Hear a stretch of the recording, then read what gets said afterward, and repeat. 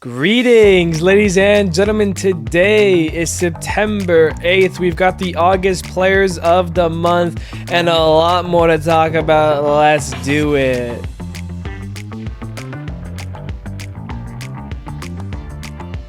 Hello, everybody. My name is Steven. This is the middle of the order. How are we doing today, ladies and gentlemen? We are back with another episode. The baseball season continues to kick off here, and things are starting to get close to the wire here. We've got about less than 3 weeks of the MLB season to go. Still lots to play for.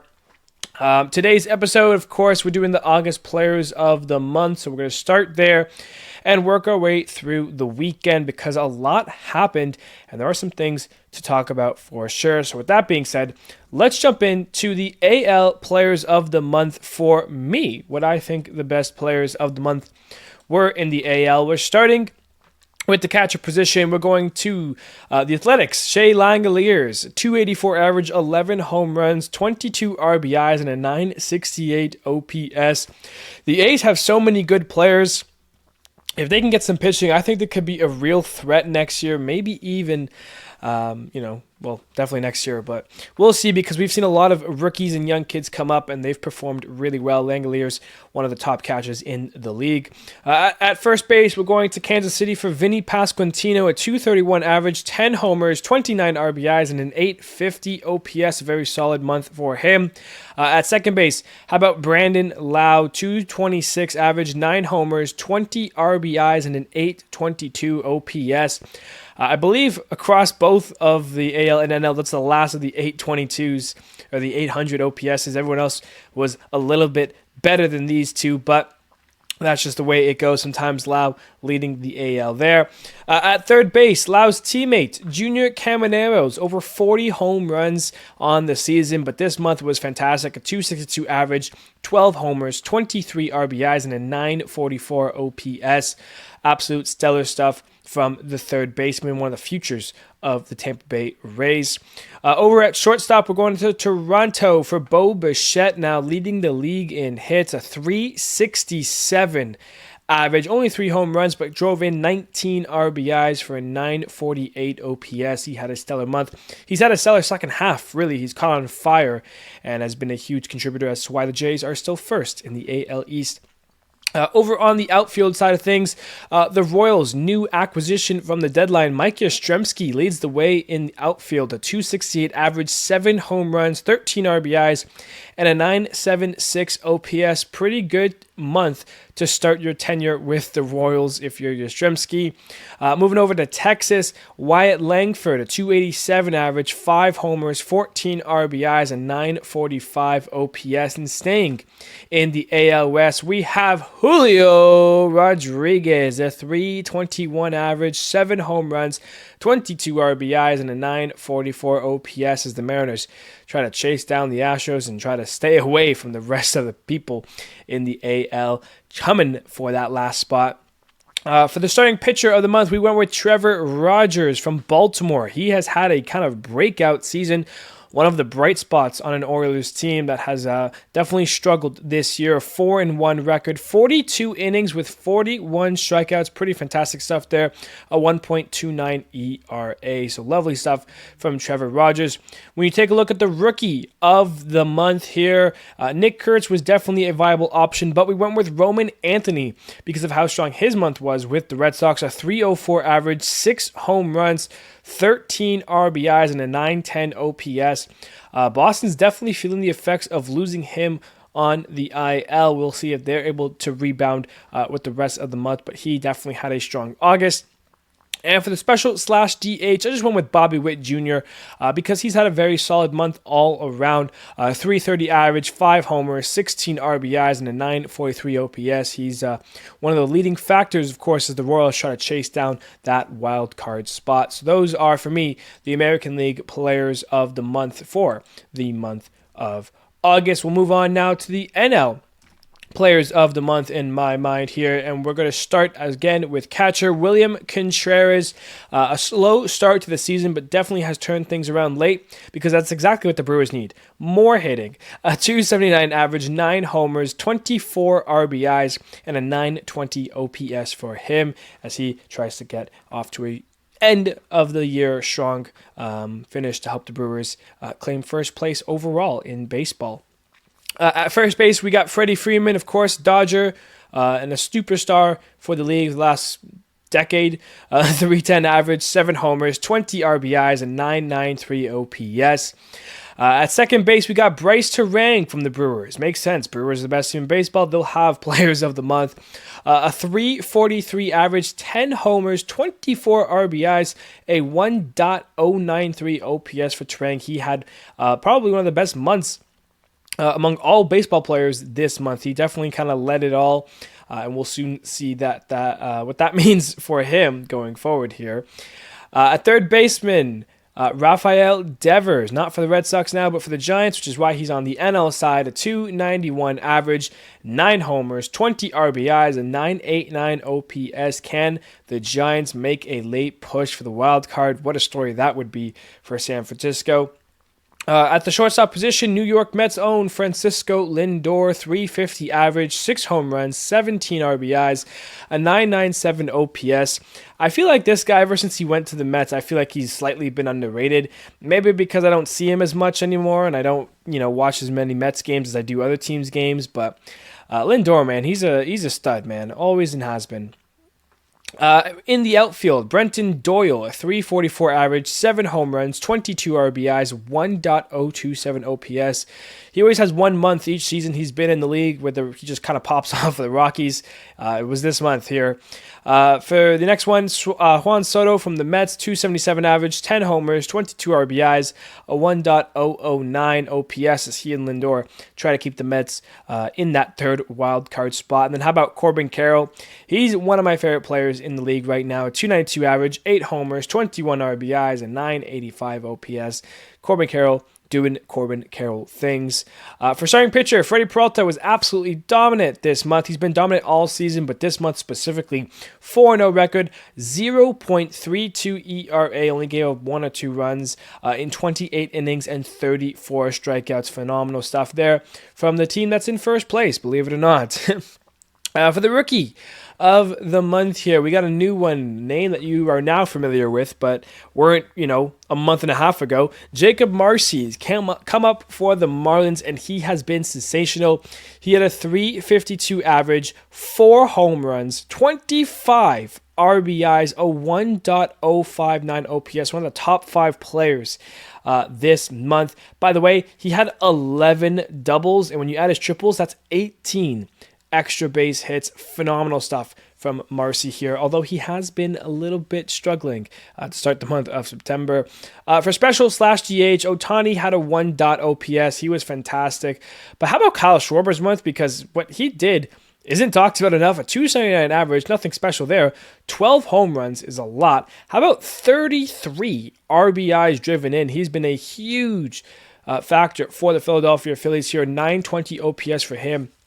He gets the cake there for the DH spot, and that is the NL Players of the Month, which brings us to now MLB Players of the Month. What does MLB think here? Well, they kind of agree with exactly everything I said. For the Players of the Month, Shea Langeliers gets the AL honors, while Bryce Terang picks up NL honors. Langeliers, we mentioned, 968 OPS, 11 home runs, 22 RBIs. Bryce Terang, a 1.093 OPS, 10 homers, 24 RBIs. So similar stuff there. For the pitchers in the AL and NL, same thing. Trevor Rogers from Baltimore in the AL, Freddie Peralta from the Brewers in the NL. We went over their stats as well. 42 innings, 41 Ks, a 1.29 ERA, and a 4-1 record for Rogers. While Peralta comes in 28 innings, 34 strikeouts, 0.32 ERA with a 4-0 record.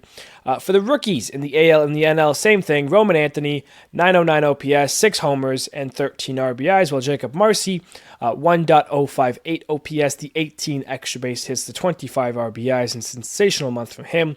He gets the Rookie of the Month in the NL. And then for relievers, of course, one that I don't do, so we got 2 new names here. For the NL, we got Raisel Iglesias from the Braves, 13 innings, 0.69 ERA with 13 strikeouts and 10 saves in the month. And in the AL, it's Aroldis Chapman, who's been on fire. We'll talk about him more later on today. 11 innings, 0 ERA, 14 strikeouts, 8 saves. Not only did he not give up a single run, he hasn't given up a single hit. We'll be talking about that. That is what MLB has there. For their team of the month, they didn't do one in July, but one's here for August. The catcher, Shea Langeliers, makes sense there.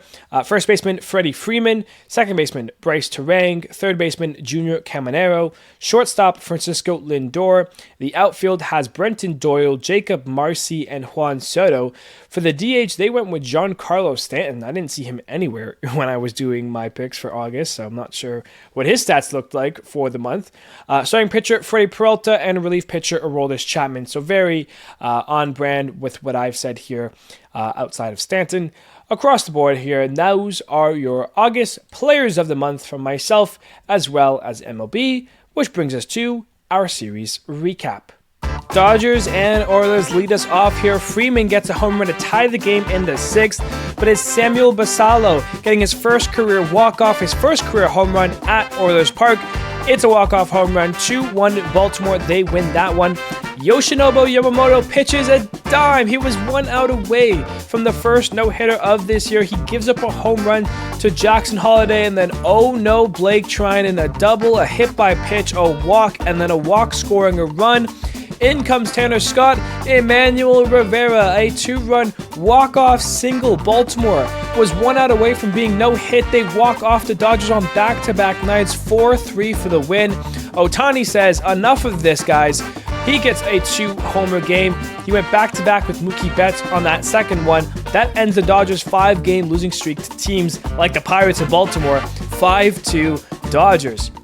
Blue Jays and Yankees, a big series here, and the Jays make Schlittler work in the first. They make him throw 40 pitches as they score 3 runs. Vladimir Guerrero Jr. loves hitting at Yankee Stadium as he goes deep. Him and Bo combined for 7 for 8 with 3 RBIs, 4 runs, a fantastic night. Part of a 7-1 Jays win, but the Yankees get the next 2. They scored 2 in the second as their pitching holds the Jays to 1 for a 3-1 victory. And then Ben Rice hits a 3-run homer in the first. Bellinger gets a go-ahead double in the third. That's the difference. A 4-3 Yankees win as they take 2 of 3 from the Blue Jays and close the gap by a game. Guardians and Rays, 2 teams chasing that final wild card spot. Jose Ramirez and Kyle Manzota go back-to-back in the 9th, but it's too late for a Guards comeback. The Rays hold on for a 4-2 victory. But here comes Cleveland in the next 3 games of this set. They score 5 in the second. Austin Hedges, he gets a home run for a 7-1 Guardians win. Tied up at 2, Steven Kwan breaks the tie in the 9th. An RBI single gives the Guardians the lead, 3-2 in that one. And in the last game, the Guardians scored 2 in the 6th, while the pitching holds the Rays to only 1 home run, 1 solo shot home run. Guardians win it 2-1. They take 3 of 4 from the Rays. That's a brutal series there. White Sox and Tigers, Andrew Benintendi, Colson Montgomery, they homer, part of a 7-5 White Sox win. Jemiah Jones, Gleyber Torres, they homer in Game 2 as Tarek Skubal shoves for a 6-0 Tigers win. But in the rematch, Lenyon Sosa continues his breakout season. He gets a homer, a 3 RBI game, including a go-ahead 2-run single in the 8th. 6-4 White Sox, they take 2 of 3 from the Tigers. Twins and Royals now. Miguel Garcia, a 2-run home run in the 3rd, are the only runs the Royals need. A 2-1 Kansas City win. The Royals scored 5 in the first in the next game, including a home run from Salvador Perez, part of an 11-2 victory. And then Byron Buxton hits his 30th home run for the first time in his career. Cody Clemens goes deep, 5-1 Minnesota. They will avoid the sweep to the Royals.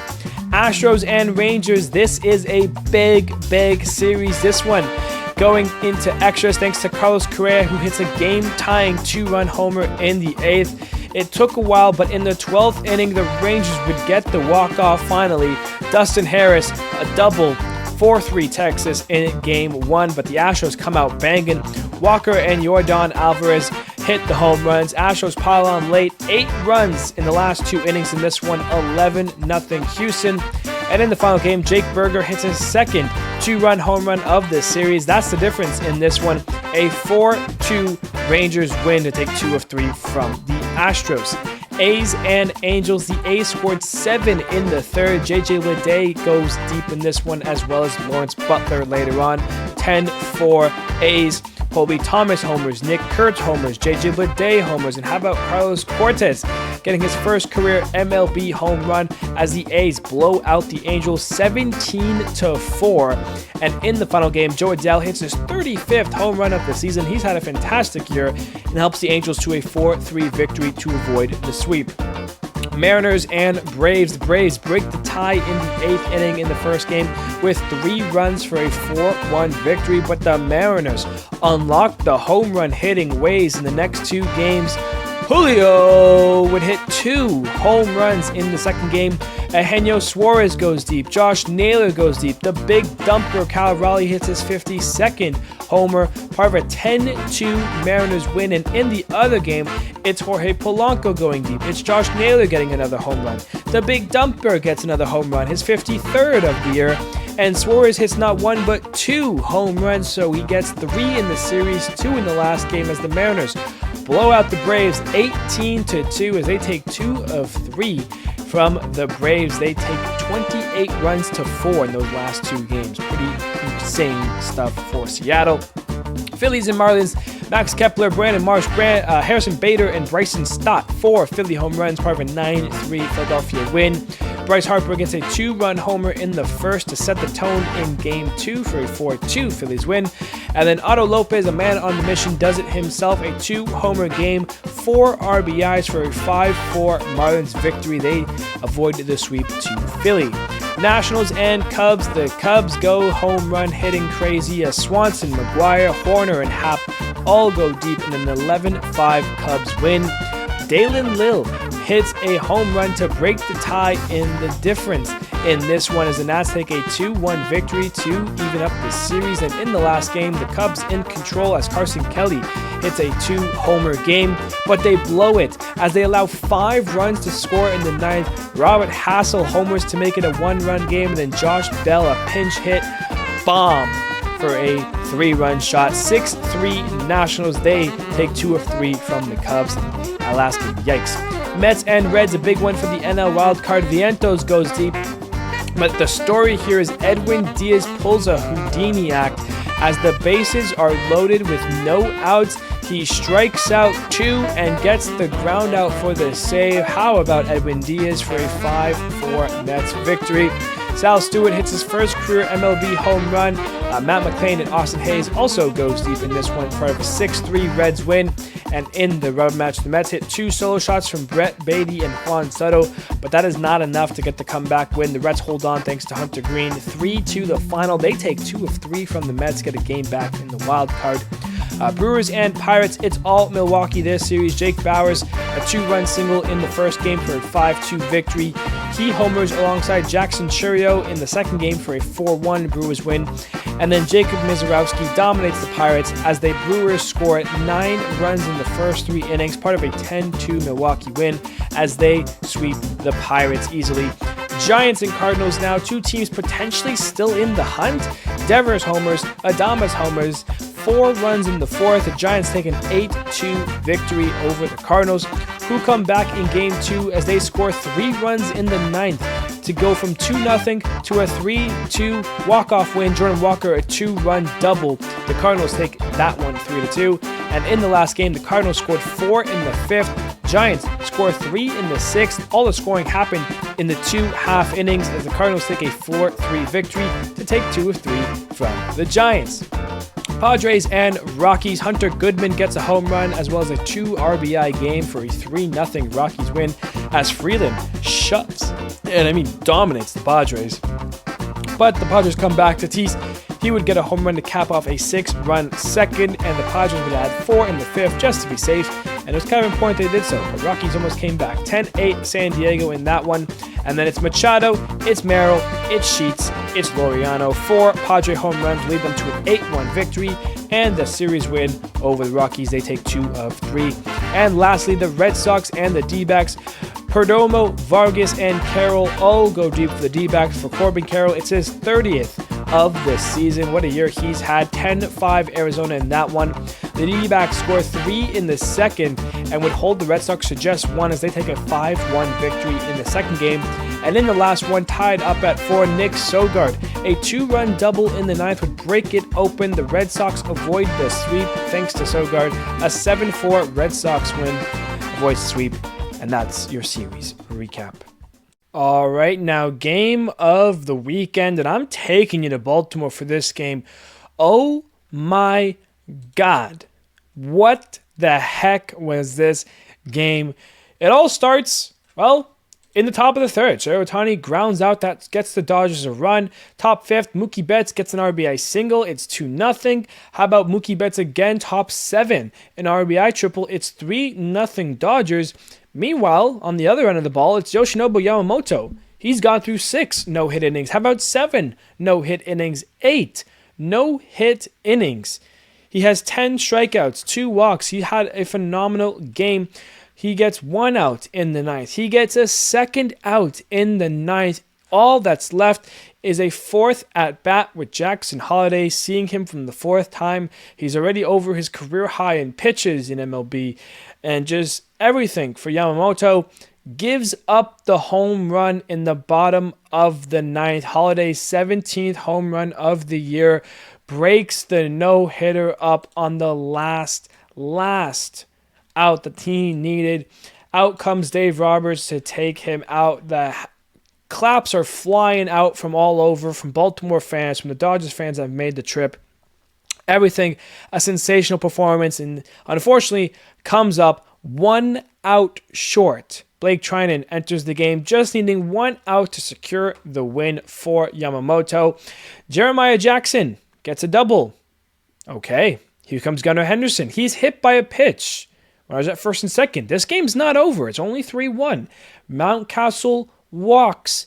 Colton Cowser walks. A run comes in to score 3-2 now. That's enough from Trinan, so they bring in Tanner Scott. The pitch he throws to Manuel Rivera is hit up the middle. In comes Gunnar. In comes Mateo.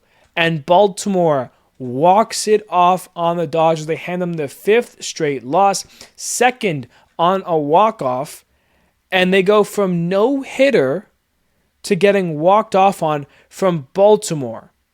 4-3-0s. That's the game of the weekend. But if you think we're done talking about this game, we are not. Because there's no shot. Like, I was watching this game. I put it on for the 9th inning because I'm like, okay, it's, this is happening. It's Baltimore. There's no way we're finally going to get a no-hitter. There's no way we go through the whole season without one. So in my head, this is a no-hitter. And the first out happens, okay. The second out happens, okay, yeah, it's done, right? It's happening. Holliday drives one deep. I'm stunned. But again, it's Baltimore. And listen, Baltimore last year, Baltimore 2 years ago, that's a threat. Baltimore this year, they're 66 and 76. They've had struggles. They have good players, so there's still talent, but this year hasn't been their year. Meanwhile, the Dodgers are in a pennant race with the Padres, who are now 1 game back because of this loss. This loss is the one that handed the Padres a win. They won 10-8 against the Rockies on this day. That turned the 2-game lead into a 1-game lead because the Dodgers could not put it away. And from what I'm seeing overall from the Dodgers and just other teams in general too, right now, when you think of the Blue Jays, the Yankees, the Cubs, the Dodgers, all 4 of these teams have been phenomenal teams all throughout the year. Right now, a big problem for all of these teams has been the bullpen. And I don't know if they're trying to one-up each other to see who has the worst bullpen, but these teams need to figure it out. It starts with the Dodgers in this game because Blake Trinan has been your guy. Comes in, double, hit by pitch, walk, and walk. I don't know why you kept him in after that first walk to load up the bases, or that first walk. Once he walks in that run, it's like, okay, we have to bring in Tanner Scott, who, I mean, has been sitting the whole time. Like when did he get up to warm up to come into this game? He blows his 9th save on this season. I mean, this was a brutal one. I mean, when you look at the win-loss, Albert Suarez from Baltimore, Blake Treinen gets the loss.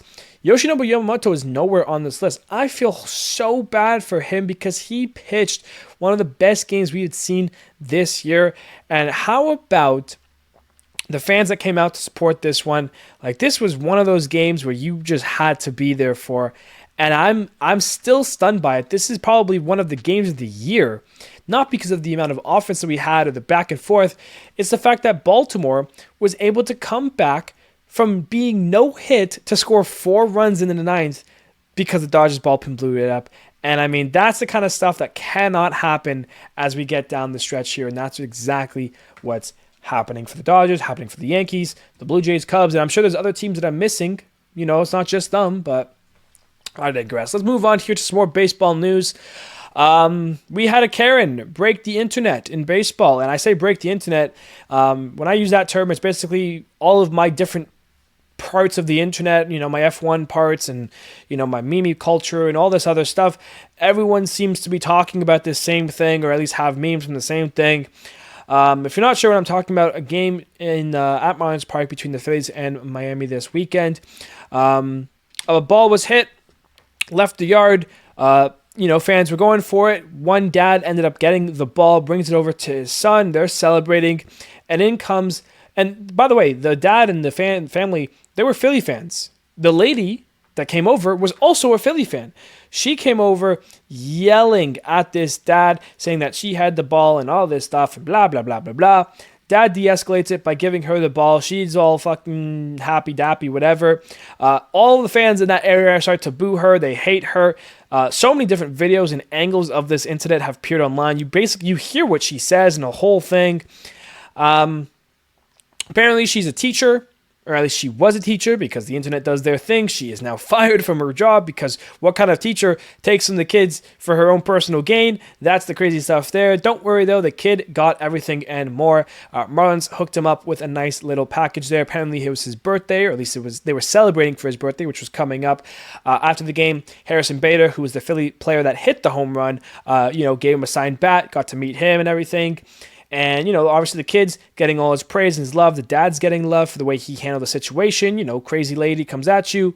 You know, just give her the ball to de-escalate things, because I guess he felt like she was not going to leave and he just wanted to enjoy the game with his family. And, it kind of works out. Best case scenario, Philly fan is a crackhead, at least that Karan, because definitely she was a Karan, you know, going back to that term. But regardless, that's the news there. On to more baseball news now. We had Aroldis Chapman is continuing his dominance in baseball right now. He is now up to 17 consecutive appearances without allowing a hit. It's the second longest streak since 1901. What this 37-year-old left-handed flamethrower is seeing and the success he's having for Boston right now is out of this world impressive. Chapman is the guy that nobody wants to see right now, and it's like, in my head, it's like, how long is this going to last for? Because he's throwing up no-hitters after no-hitters after no-hitters at this point. Like, can we give Aroldis Chapman a no-hitter then, so at least we have one this season? Because, again, less than 3 weeks, we still don't have a no-hitter. But yeah, Chapman, dominance. Speaking of dominance, I want to talk about Colson Montgomery just for a second. I know we're really in the year. Why are we talking about the White Sox? I think Colson Montgomery can save the White Sox. I'm not talking about this year. This year's lost cause, of course. They're already eliminated. But I'm talking about next year, the year after that. With this 23-year-old left-hand hitting shortstop is showing me this season has been phenomenal. Every time I do my series recaps and I'm looking at the research and I do the White Sox, I see this name keep popping up, and I knew he was going to be a top prospect. I knew he was going to be special, but from what I'm seeing already from this guy is just out of this world. 191 at-bats, 44 hits, 18 home runs, 46 RBIs. He has more RBIs than hits right now. A 230 average, an 849 OPS.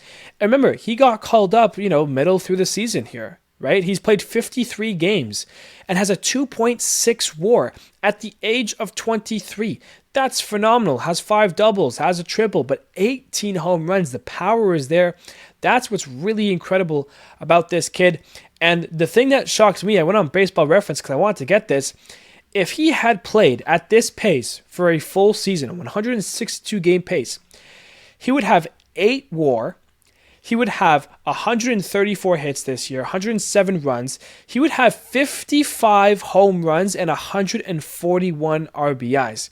And I know, it's 53 games. It's kind of a short sample when you think about it to say that, to stretch that across a whole season.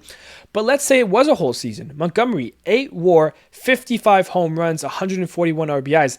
That is MVP level production.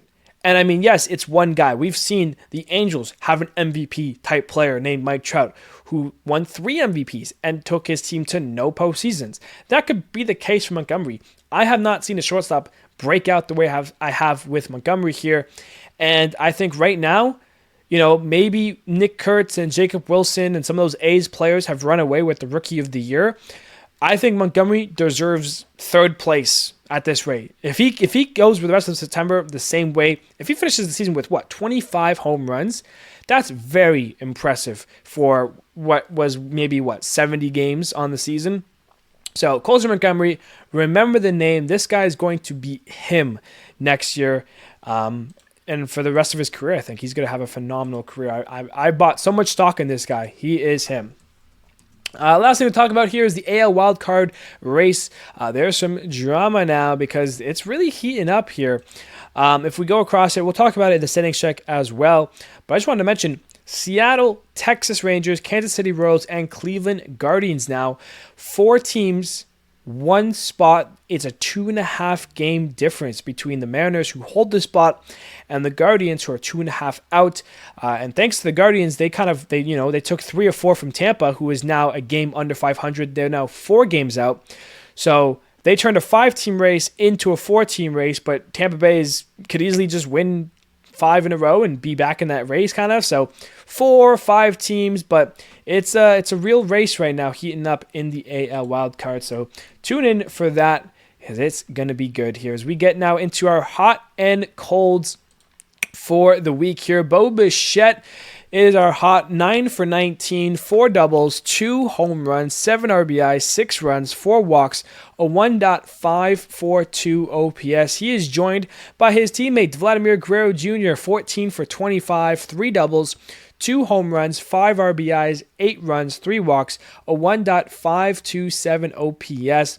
If the Blue Jays, we're in September, the stars need to be stars, and Vlad and Bo right now are doing everything they can to help the Jays hold off the Yankees, hold off the Red Sox, and take an AL East title. Joe Adell was hot as well for the Angels, 11 for 27, a double, 5 home runs, 12 RBI, 6 runs, a 1.448 OPS, went from 30 to 35 home runs this week. Can he break 40? Most likely. Julio, 7 for 25, 2 doubles, 4 home runs, 11 RBIs, 7 runs, a 1.148 OPS. He was great this week. And how about Hunter Goodman as well for the Rockies? 10 for 21, 2 doubles, 3 homers, 10 RBIs, 4 runs, a 1.500 OPS. One of the bright spots on this Rockies team. And I want to do a special 6th guy shout out for Dalen Lill from the Nationals. He was 11 for 23, a double, a homer. How about 4 triples in the week? Kid's got speed. 6 RBIs, 8 runs, a 1.500 OPS for him as well. Those are your hot players from the week. On the cold side of things, Michael Harris II for the Braves, 2 for 23 with 6 strikeouts. Joey Ortiz back from the IL and struggling, 2 for 22 with 4 Ks. Jackson Churio, 1 for 18 with 5 Ks. That one, of course, being the home run. Augustine Ramirez, 3 for 23 with 6 Ks. And then Jacob Marcy from the Marlins as well, 4 for 25 with 9 Ks. So 2 Marlins, 2 Brewers, and a Brave for some reason. For the injury updates for the week here, for the weekend, I should say. We have Dalton Rushing from the Dodgers, another catcher going down for them, 10-day IL with a shin contusion. Ryan Jeffers on the 7-day IL with a concussion. Jordan Hicks, 15-day IL with shoulder tendonitis. Nestor Cortez Jr., 15-day IL for him with bicep tendonitis. Kyle Finnegan for the Tigers, 15-day IL with a right adductor strain. And then Dolis Garcia on the 10-day IL for Texas. He's got an IL. He's on the IL with a grade 2 quad strain. So some injuries there for the week, and that might hurt some teams' playoff hopes and chances. But we'll see how that plays out. As we now take a look at our outstanding performances from the weekend here, Kyle Freeland was absolutely dominant. Maybe it was one of his best starts of his career against a Padres team that's contending. 8 innings, 2 hits, no runs, no walks, and 10 strikeouts. Utter dominance there. Brandon Pfaadt, 6 innings, 6 hits, an earned run, no walks, and 7 Ks. Justin Verlander, 6 innings, 3 hits, no runs, no walks, and 6 Ks. He is now 8th all-time in MLB history in the strikeout leaderboards. Thanks to those 6 strikeouts, he passes, I believe it was Gaylord Perry. Tarek Skubal on the list here once again, 7 innings, 2 hits, no runs, a walk, and 6 Ks. Hunter Green showed out for the Reds, 7 innings, 1 hit, 1 earned run, 2 walks, and 12 Ks. Jacob Mizorowski, 7 innings, 3 hits, an earned run, 2 walks, and 8 Ks. And then Yoshinobu Yamamoto, of course, the most brilliant performance of the weekend. 8 2/3, a hit, an earned run, 2 walks, 10 Ks, was 1 out away. And yet the Dodgers lose that game. I still cannot believe that. Anyways, we move on now. We have our standings check. Let's check it out. In the AL East, the Blue Jays hold their own despite dropping the series against the Yankees. They're 82-61. The Yankees get a game, though. They're 80-63, just 2 games back of the Blue Jays. Boston, on the other hand, 79-65. They dropped 2 of 3 to the Diamondbacks this weekend. They're 3.5 back of the AL East throne.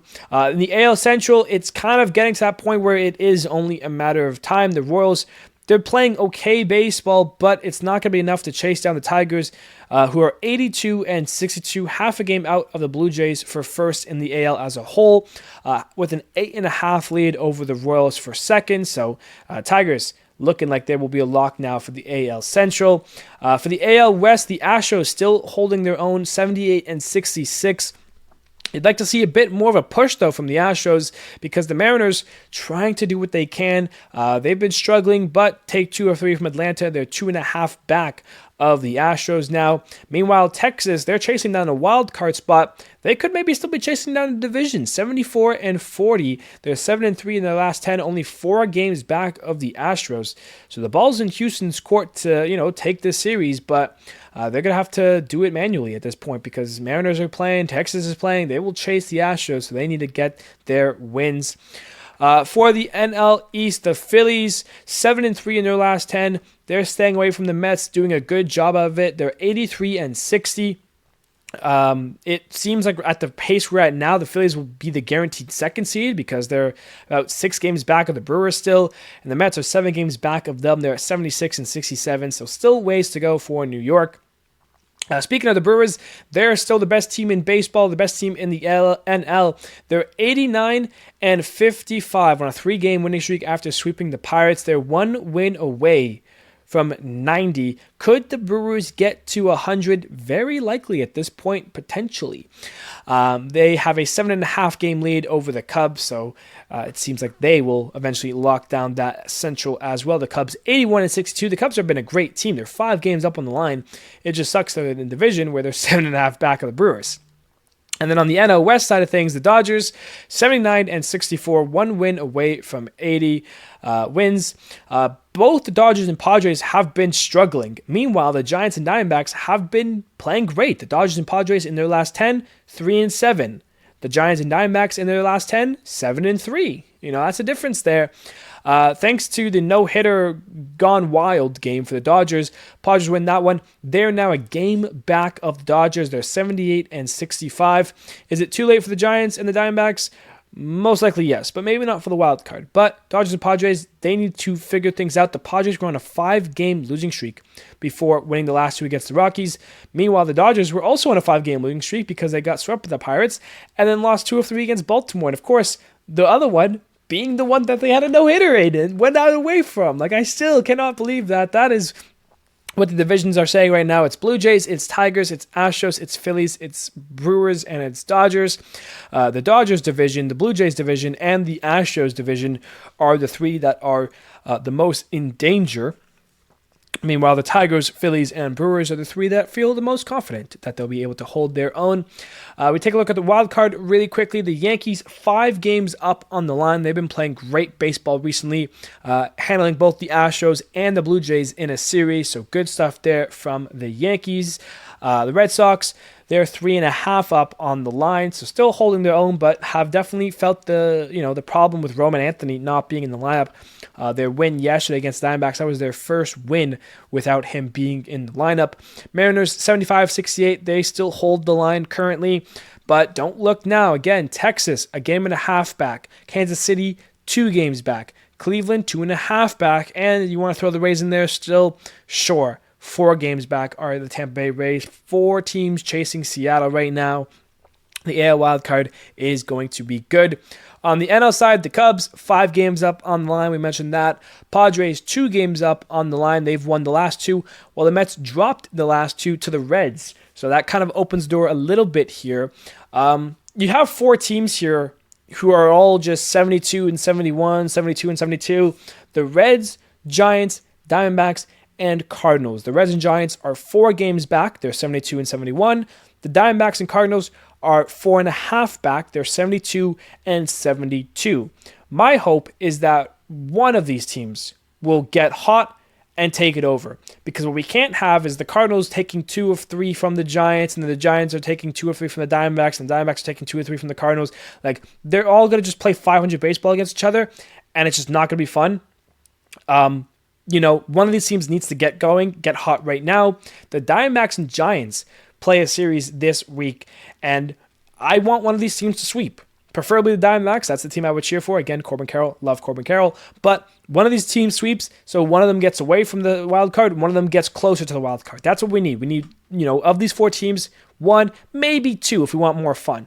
But 2 of these teams needs to go on incredible losing streaks. 2 of these teams need to go on incredible winning streaks. That's the best case scenario for the Mets who hold the line, or the best case scenario for the fans who want good baseball towards the end of the season. So that's what we got there from the standings check.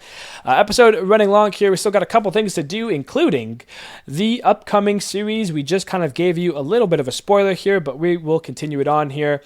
The Pirates are in Baltimore taking on the Oilers. Astros at Blue Jays, that's a big one there. Tigers at Yankees, that's a big one there. Rays at White Sox. Royals at Guardians, that's kind of a big one. Twins at Angels. Cardinals at Mariners. Brewers at Rangers is a big one. Red Sox at A's. Nationals at Marlins. Mets at Phillies could be a big one if the Mets can sweep again and maybe that division race heats up again. Cubs at Braves. Reds at Padres. Interesting one there.